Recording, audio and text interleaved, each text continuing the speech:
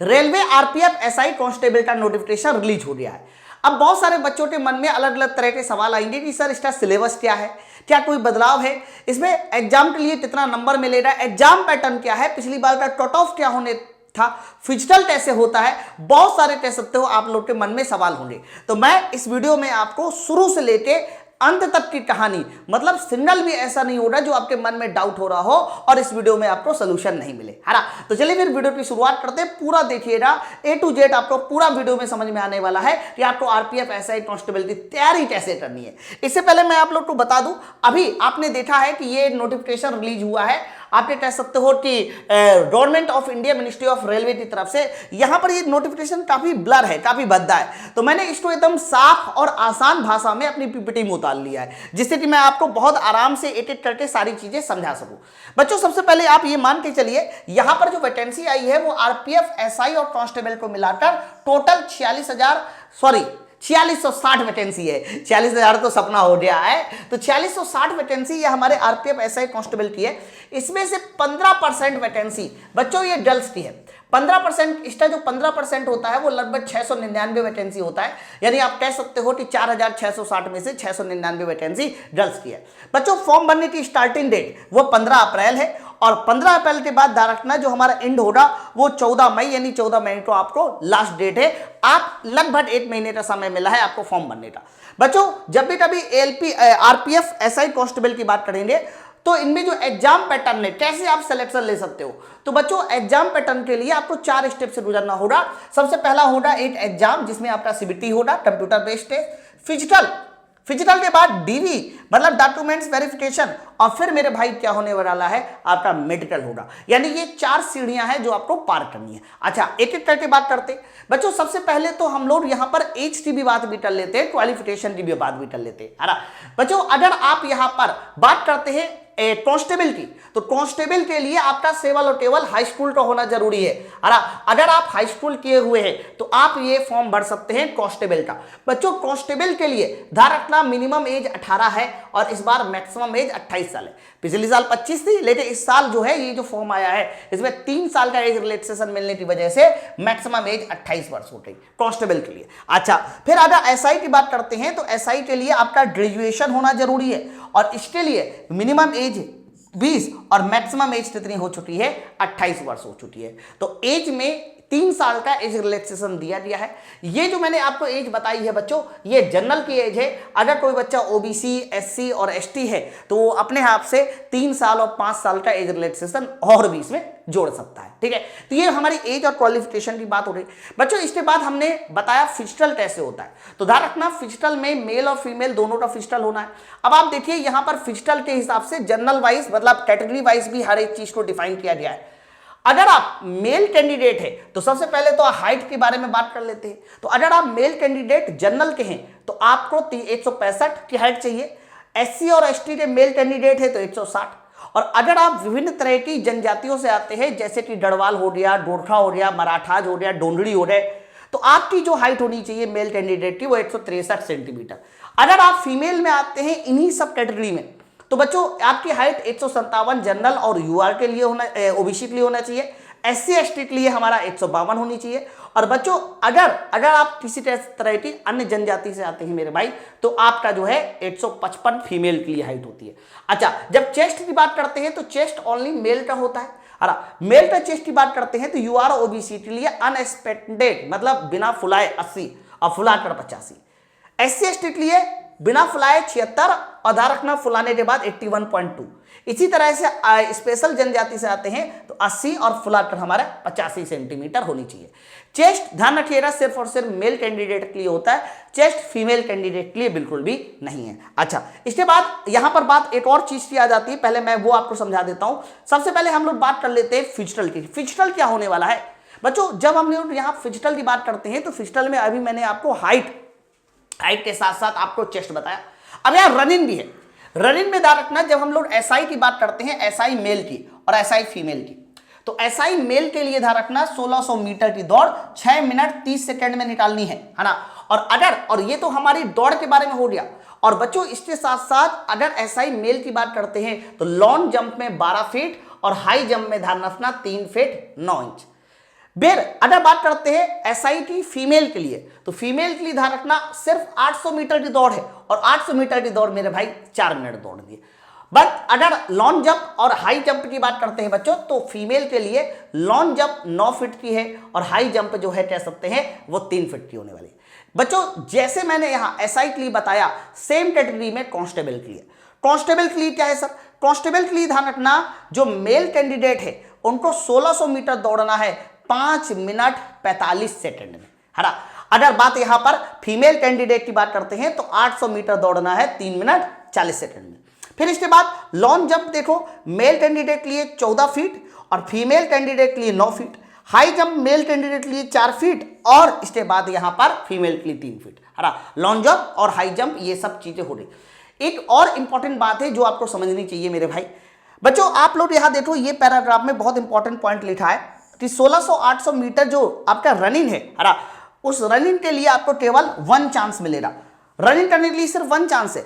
और आगे लिखा फॉर द रिमेनिंग इवेंट, जो बाकी बचे इवेंट है जैसे कि लॉन्ग जंप और हाई जंप, तो लॉन्ग जंप और हाई जंप को कंप्लीट करने के लिए आपको कितने चांस मिलेंगे?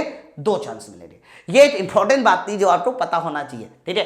तो यहां तक हम लोगों ने फिजिकल के बारे में समझ लिया, कैसे लॉन्ग जंप हाई जंप ये सब क्या होता है और कितना कितना मांगा जाएगा वो मैंने समझ लिया। अब इसके बाद सिलेबस सुनिए बच्चों, जब आप पेपर देने जाएंगे यानी सीबीटी का एग्जाम देने जाएंगे तो एक ही पेपर हो रहा है, इसमें 2 पेपर नहीं होते बच्चों। इस एक पेपर में ध्यान रखना 50 नंबर की, सर 50 नंबर की जीके आने वाली है। इसके बाद 35 नंबर का अर्थमेटिक आएगा मेरे भाई और इसके बाद जो है 35 नंबर की रीजनिंग। मतलब जीके, अर्थमेटिक और रीजनिंग ये तीनों को मिलाकर सर 120 क्वेश्चन आने वाले हैं, 120 क्वेश्चन। और मेरे भाई इस 120 क्वेश्चन को सॉल्व करने के लिए आपको 90 मिनट मिलेंगे। 90 मिनट में जितना बढ़िया से बढ़िया आप कर सकते हैं उतना बढ़िया से बढ़िया कीजिए। कोशिश कीजिए 100 या 110 के आसपास अटेम्प्ट करके लाए, क्योंकि मैं अभी कट ऑफ भी बताने वाला हूं कि क्या कट ऑफ था पिछली बार, है ना। तो इसका मतलब 90 मिनट में 120 क्वेश्चन करने हैं और 1/3 की माइनस मार्किंग होगी। आपके मैंने हर एक टॉपिक के नाम भी लिख दिए हैं कि क्या क्या टॉपिक सब्जेक्ट के अंदर से पूछे जाएंगे। जैसे कि अगर मैं अर्थमेटिक की बात करता हूं तो नंबर सिस्टम हो गया, होल नंबर हो गया, जितने भी हमारे चैप्टर्स पूछे जाते हैं वो सारे के सारे चैप्टर्स भी लिखे हुए। अच्छा, ये तो रही बात सिलेबस की। अरे सिलेबस के बाद मेरे भाई कट ऑफ क्या जाएगा?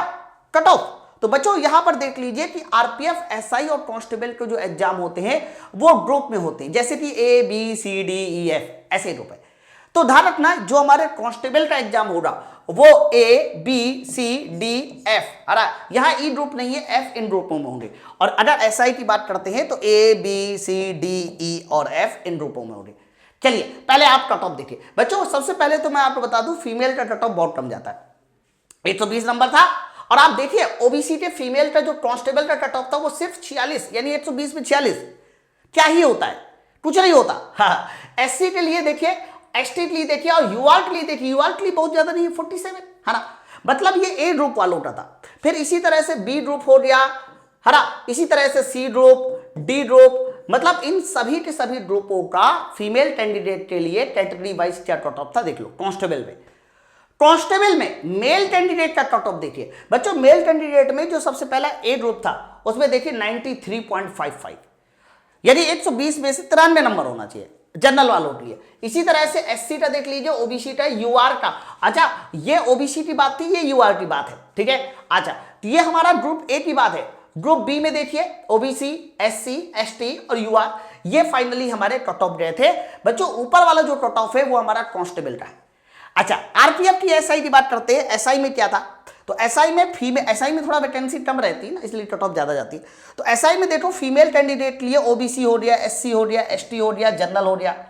फिर इसके बाद इसी तरह से सभी ग्रुपों के यहां पर कट ऑफ लिखे हैं। आप इनके स्क्रीनशॉट लेके अपने हिसाब से जो है समझ लीजिए कि आपको किस कैटेगरी में कितने नंबर लाने चाहिए जिससे कि आप आरपीएफ, एसआई, कांस्टेबल के एग्जाम में बढ़िया स्कोर कर सको। हरा बच्चों मेल कैंडिडेट की बात करते हैं तो मेल कैंडिडेट में आरपीएफ, एसआई में देखिए ओबीसी का 95.53 और अगर यूआर की बात करते हैं तो यूआर का थोड़ा सा कम था 94.59, है ना। रेलवे में एक रूल चलता है और उस रूल के तहत ओबीसी कैंडिडेट यूआर में फाइट नहीं कर सकते, ये रूल चलता है रेलवे में, ठीक है। तो बच्चों एबीसीडी ग्रुप के अनुसार आप देख पा रहे होंगे ये सारे के सारे कट ऑफ है। तो फाइनली आप लोगों को ये डिसाइड करना है, जैसे कि एक लड़की मान लो सीता है, वो सीता जो है आपका यूआर कैटेगरी से है, उसने कांस्टेबल का फॉर्म भरा, तो उसे समझना होगा ना कि उसे कितना नंबर लेके आना है मेरे भाई। तो ये पूरा का पूरा कह सकते हो कट ऑफ आपको अच्छे से बताता है कि आपको कितने नंबर के लिए तैयारी करनी है, ठीक है। अल्टीमेट अगर मैं फाइनली देखूं तो मुझे जो समझ में आ रहा है कि अगर आप किसी भी तरह से 90+ नंबर ले आते हो, 90+ नंबर ले आते हो, तो आप जो है चाहे वो आरपीएफ एसआई हो या कांस्टेबल हो, आप डेफिनेटली क्वालिफाई करोगे मेल कैंडिडेट के लिए। और फीमेल की बात करते हैं तो फीमेल के लिए अगर आप 80+ ले आते हो तो भी आप क्वालिफाई करोगे। तो बच्चों यहां पर ना अब बात आती है कि सर ये तैयारी कैसे करें।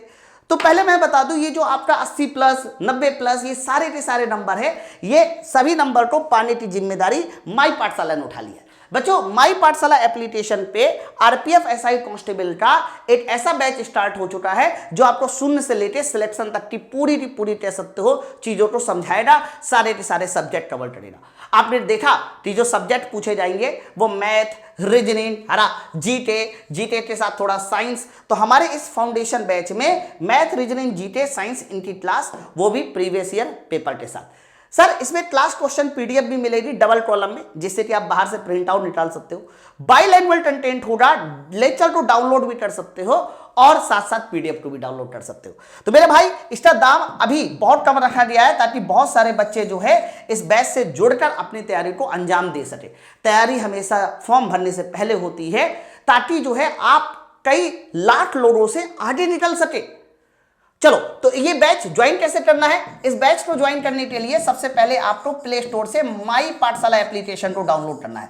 आप प्ले स्टोर पे जाएंगे, माई पाठशाला एप्लीकेशन को डाउनलोड करेंगे, जिसका लोगो कुछ इस तरह से होगा। बच्चों जैसे ही आप डाउनलोड कर लेंगे तो वहां पर आप लोगों को आरपीएफ एसआई का फाउंडेशन बैच मिल जाएगा। और इस फाउंडेशन बैच को ज्वाइन करने के लिए आप एक छोटा सा कोड भी इस्तेमाल कर सकते हैं मैक्सिमम डिस्काउंट के लिए, YOD10 YOGI10। या फिर कोई भी दिक्कत, कोई भी परेशानी है तो मेरे भाई आप इस नंबर पे भी फोन कर सकते हैं, जो आपके सामने नंबर मिले हैं इस हेल्पलाइन नंबर पे भी फोन कर सकते हैं। तो आई थिंक मैंने आप लोगों को शुरू से लेकर अंत तक की पूरी जानकारी दी। फिर भी अगर किसी तरह का कोई भाई आपको डाउट है तो नीचे आप मैसेज करिएगा, कमेंट करिएगा, हम लोग उस कमेंट का रिप्लाई जरूर करेंगे। और विश्वास मानिए पाठशाला रेलवे हमेशा से आपके साथ था। ये स्पेशली रेलवे एग्जाम वाले बच्चों के साथ रहता है हमेशा, और रेलवे एग्जाम की तैयारी न सिर्फ कराता है बल्कि आपको सिलेक्शन तक पहुंचाता है। चलिए फिर हम लोग मिलते हैं अपनी नेक्स्ट अपडेट के साथ। Thank you very much.